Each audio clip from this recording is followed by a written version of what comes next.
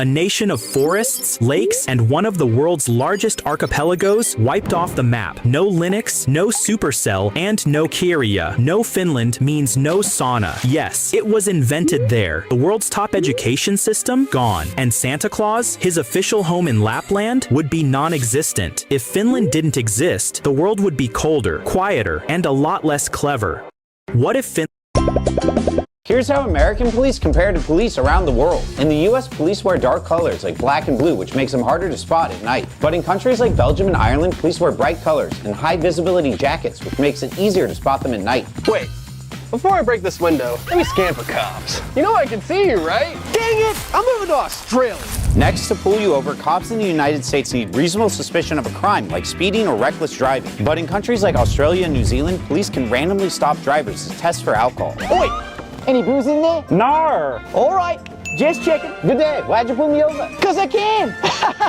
I'm moving to Japan. American police are typically stationed in police cars around the city. This allows them to respond to most calls within 6 minutes. But in Japan, police are stationed in Koban boxes across the country. These boxes are like mini police stations where officers can handle minor issues and respond to local area situations immediately. Hello, police! There's an intruder in my house! All right, I'll be right up. Thanks. Do you mind grabbing me some onigiri on the way? Sure thing. Here's how American police compare to police around the world. If you point a laser at a plane, will you go to prison? If you do it once, you could get up to 5 years in federal prison and a $250,000 fine. Look, a police aircraft! Well, if that is a police aircraft and it's chasing a suspect or responding to an emergency, then you could be charged with interfering with police activities. So? What do I care? Well, that could mean up to 10 years in prison. Fine, I guess I'll... Woo-wee, that's Air Force One! Well, if that's Air Force One, that changes everything, because now your laser could be interpreted as endangering the president. Give it to me straight.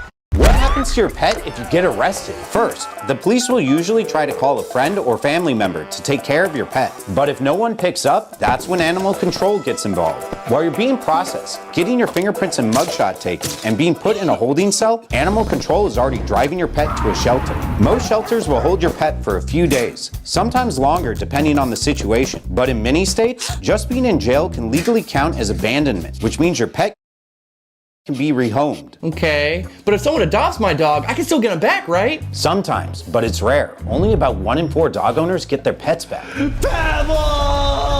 But I called in a favor. Pebbles! I always knew subscribing would pay off.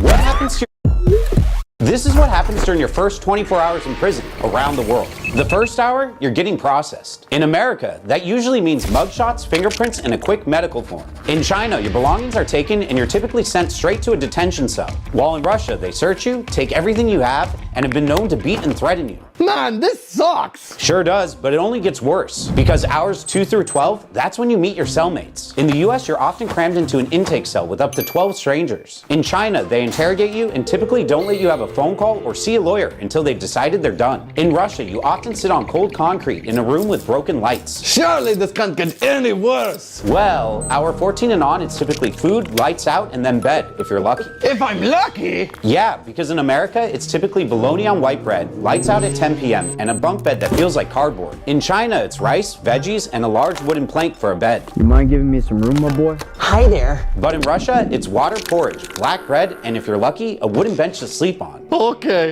it definitely got worse.